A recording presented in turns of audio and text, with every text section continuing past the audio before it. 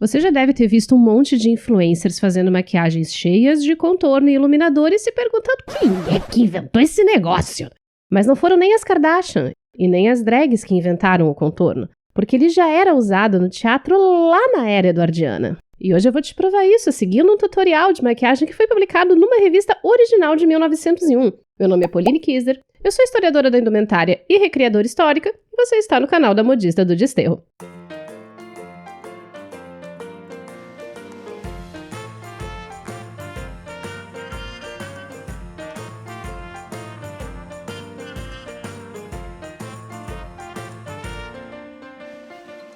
Olá, modisters! Tudo bem com vocês aí desse lado? Se você caiu no pote de pó solto, ficou parecendo um fantasma vitoriano que foi de arrasta pra cima em condições muito suspeitas e chegou aqui por completo acidente, seja muito bem-vinde. E é bem-vinde mesmo, porque o canal é meu e eu falo do jeito que eu quiser. Beijos de luz! Nesse canal a gente fala de história da moda com base em pesquisa histórica séria, apoiada em documentos da época, achados arqueológicos, e no estudo de historiadores que trabalham com esse tema em universidades e museus. Mas quando a gente trabalha com moda, o tema dos padrões de beleza e de como as pessoas tentavam alcançar esse padrão aparece com muita frequência. Por isso, eu comecei a pesquisar também sobre a história da maquiagem e dos cosméticos ao longo dos milênios. Esse vídeo é o 4º episódio da série Makes Históricas com Produtos Modernos. Hoje nós vamos recriar uma make teatral que era usada entre 1880 e 1920. Que foi descrita em uma matéria publicada em 1901 pela revista Cosmopolitan. E é aquele negócio, né? Até 1920, maquiagem era um negócio muito, mas muito complicado na vida das mulheres. Primeiro, porque ela era mal vista pra caramba, já que no século XIX, maquiagens muito óbvias eram relacionadas a atrizes, cantoras e prostitutas. Comprar esses produtos também não era fácil, porque fora os materiais específicos para teatro, não tinha exatamente uma prateleira de make disponível na farmácia. Você podia comprar arsênico e veneno de rato na prateleira da farmácia, mas maquiagem não podia.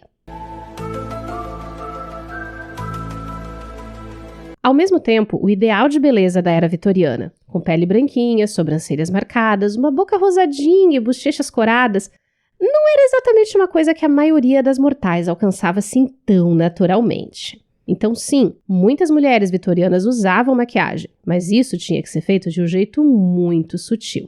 Só 2 itens de maquiagem eram considerados moralmente aceitáveis e desde que usados de maneira muito leve. O pó de arroz, que nem sempre era feito apenas com farinha de arroz, e o blush, que na época ainda era chamado de rouge. Só que as maquiagens profissionais usadas primeiro no teatro e depois no cinema não tinham obrigação nenhuma de serem sutis, aliás, geralmente era o contrário. A ideia da maquiagem teatral era tornar as expressões faciais visíveis à distância e permitir que o público identificasse características morais dos personagens com mais facilidade, além de transformar a aparência dos atores para viver personagens específicos. A matéria da Cosmopolitan não é exatamente um tutorial como a gente pensaria hoje. Mas para uma matéria que era para ser só informativa da vida dos maquiadores e dos atores no backstage, as descrições são muito detalhadas. Detalhadas até demais. O que me faz pensar no quanto as leitoras da revista não se aventuraram um pouco mais com as suas maquiagens justamente influenciadas pela matéria. Mas eu ainda acho que elas teriam um problema para isso, encontrar os materiais certos. Mas como que não falta pra gente aqui no século XXI é produtinho pra gente brincar, já senta o seu dedinho neste botão de like, se inscreve aqui no canal, ativa as notificações e vem comigo enquanto eu preparo a minha bruxaria de maquiagem. O primeiro produto da maquiagem era o Cold Cream, um hidratante super oleoso e sem cor. Muitas vezes ele era até mesmo feito em casa, mas existiam várias marcas à venda porque ele era considerado de boa. Mas eu tenho aqui um Cold Cream moderno, feito com ingredientes e técnicas tradicionais, que a Silvia Arabic Fashion mandou pra mim direto do Egito. Eu tô muito chique, gente. Mas o Cold Cream teatral era ainda mais denso que o doméstico e vendido em latas por empresas especializadas. Essa latinha da tela é parte de um kit de make teatral original de 1900, que infelizmente não é meu. Eu tô começando já com a pele limpa e aplicando o Cold Cream como ele era aplicado na época. Uma camada generosa por todo o rosto e pescoço, depois removendo o excesso com uma flanela ou com um pedacinho de algodão. E complementei com uma blindagem da Catherine Hill para garantir, porque eu estou trabalhando com uma luz de estúdio. Todas as referências dos textos que eu cito e dos que eu usei na pesquisa desse vídeo estão na descrição do vídeo. Mas se você curte nosso trabalho, você também pode ter acesso direto à minha biblioteca pessoal com todo esse material e ainda ajudar o canal a se manter. Com valores a partir de R$10 mensais, você contribui para que a gente possa continuar produzindo conteúdo histórico de qualidade, em língua portuguesa, e de forma gratuita para o público brasileiro. Você pode se tornar membro aqui no clube de canais do próprio YouTube usando seu cartão de crédito, lá no apoia.se/A Modista do Desterro, com cartão ou boleto. Mas você também pode pingar um Pix pra gente através da chave que está aparecendo aqui embaixo ou do QR Code que está aparecendo aí na tela. Mas você também pode adquirir uma das canecas exclusivas aqui do canal, com artes especialmente feitas pelo Sr. Modisto e produzidas com muito carinho e muita qualidade pelos nossos parceiros da ID Maria Personalizados. São 5 estampas diferentes para você colecionar e nesse mês de julho elas estão com um desconto especial por conta do aniversário do canal. É só você clicar aqui em cima no link que está aparecendo na tela ou no link que está na descrição do vídeo para adquirir a sua caneca exclusiva da Modista do Desterro. Nosso próximo passo lógico é a base, mas elas ainda não existiam em 1900 ou pelo menos não como a gente conhece hoje. O que existia eram as chamadas grease paints, que eram pinturas corporais super oleosas fabricadas em uma ampla gama de cores. Essas pinturas faciais começaram a se tornar populares a partir de 1840, quando os teatros da Europa e depois aqui da América passaram a adotar a iluminação a gás, que era muito mais segura que a antiga iluminação à luz de velas, mas tinha um grave problema. Ela também era mais forte e meio que apagava os detalhes das maquiagens e até dos cenários antigos, que tinham sido pensados para trabalhar especificamente com a luz das velas. E esse é um dos motivos daqueles contornos modernos de blogueira não funcionarem muito bem quando você tenta fazer eles aí na sua casa, gente. Eles foram desenvolvidos para trabalhar com a luz forte do estúdio e não na vida real, fora das câmeras e da iluminação profissional.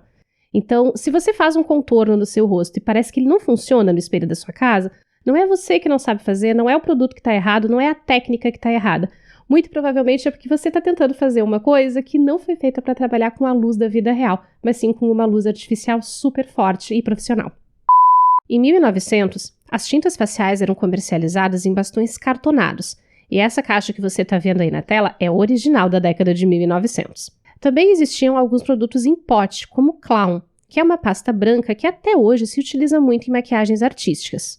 E os pós, como esse da foto, que é descrito como rolha queimada, em alusão ao fato de que até os anos 1860 se queimavam rolhas de vinho para produzir um pó preto para maquiagem. Aliás, esse pote de pó preto tem uma instrução no rodapé que eu não sei se você percebeu. Aqui diz para remover com sabão e água morna, uma informação importante caso você estivesse se perguntando exatamente como é que tirava esse negócio da cara. Mas na própria matéria da Cosmopolitan e em outros materiais que eu consultei para poder gravar esse vídeo, existe uma outra instrução de remoção da maquiagem, que é utilizar o próprio cold cream como emoliente para remover a tintura oleosa do rosto e depois vir com o sabão e o hidratante um pouco mais suave para restaurar a pele depois de uma limpeza mais pesada. A matéria da Cosmopolitan diz que nós precisamos de pelo menos 3 tons de grease paint, um da cor da pele, um mais claro e um mais escuro. Eu vou ficar com a minha base habitual e os meus corretivos que eu normalmente já uso para gravar os vídeos do canal. Primeira coisa é mandar ver na base. A minha é de média cobertura e eu gosto de espalhar com uma esponja levemente umedecida com bruma fixadora. E também gosto de deixar cada camada assentar bem na pele antes de passar para a próxima, então o leque é um acessório indispensável nessas horas.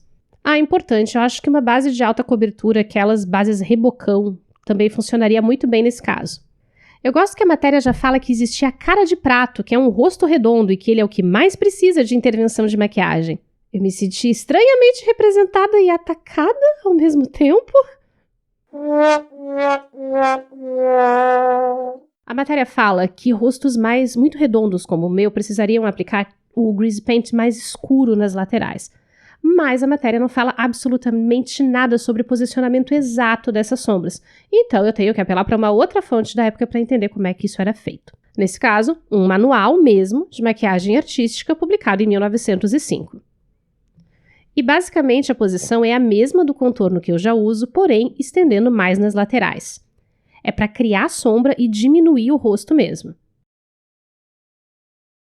A matéria fala em alongar narizes muito curtos com uma linha de tinta clara ou branca mesmo no centro e a tinta escura do contorno nas laterais. e para iluminar o rosto em qualquer lugar que precisa vir para frente. Nesse caso, as maçãs do rosto, o queixo, o centro da testa e o arco do cupido. Eu real tô com medo disso aqui, mas eu tô confiando no processo, família. Originalmente, eles passavam o pó por cima e só depois vinham esfumando, o que não faz muito sentido com os materiais modernos. Então agora eu vou esfumar essa tragédia toda e você vai deixar seu like nesse vídeo para deixar a tia modista feliz. É alguma coisa, né? Muito mais forte e marcado do que normalmente eu usaria, mas eu tô aqui tentando desapegar em nome da ciência e do entretenimento dos modistas. O blush é aplicado na área onde o rosto ficaria naturalmente corado, mas dando uma puxadinha em direção à raiz do cabelo. E um bom toque de blush no canto externo dos olhos. E agora eu vou selar isso com um pó translúcido, mas tentando não fazer muita sujeira. E como sempre, remover o excesso de pó com um pincel bem fofo, levemente sujo do pó no tom exato da minha pele. Por um acaso, esse é um truque que eu aprendi com um maquiador profissional, mas eu achei interessante que na matéria da Cosmopolitan diz que as atrizes também faziam isso, só que com um pincel fofo sujo de blush, para tentar dar um aspecto um pouco mais natural e com uma cor menos artificial para a pele. Agora vamos aos olhinhos. Não se usava sombra como a gente conhece hoje, a menos que fosse necessário para caracterizar o personagem, tipo uma bruxa ou um vilão qualquer, mas eu vou usar sombra.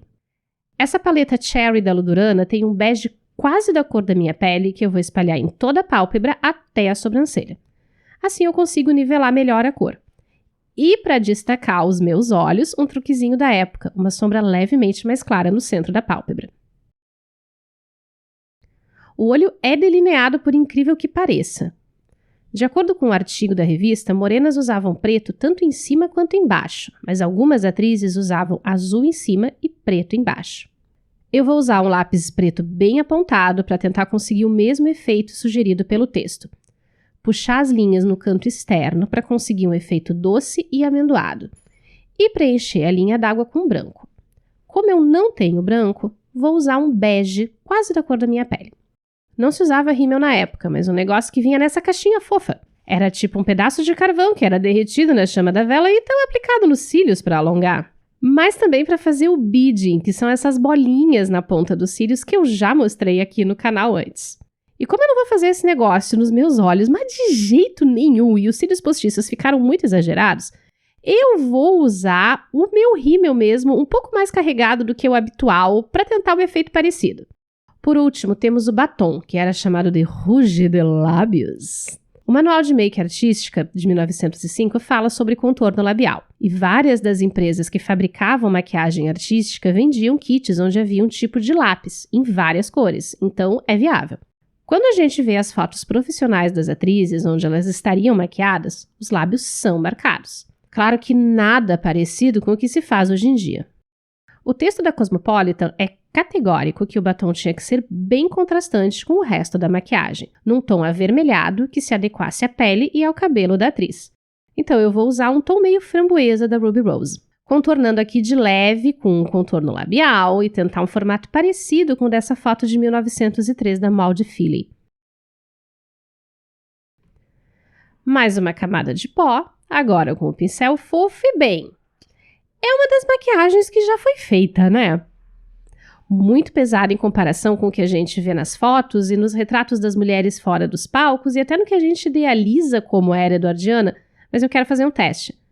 Olha só como fica em preto e branco e como fica levemente amarelado de sépia. Agora, com um vestido estilo 1910, meu chapéu e as minhas luvas originais de 1917, e até que a gente tem um look edwardiano bem passável, hein?